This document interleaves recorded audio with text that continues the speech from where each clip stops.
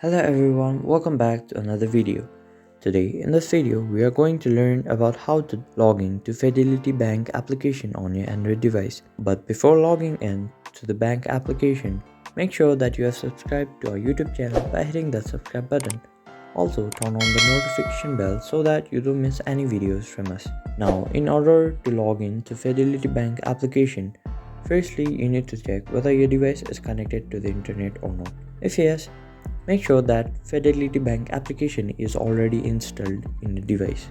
Then open the app on your device. After opening the application, it will ask you for your username and your password. Enter a username and password that has been already registered. Then press sign in button.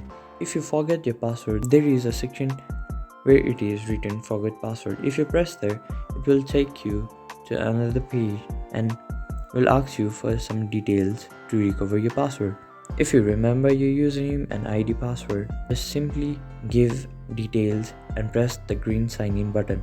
Then you will be successfully logged in to Fidelity Bank application. I hope today's video was helpful for you.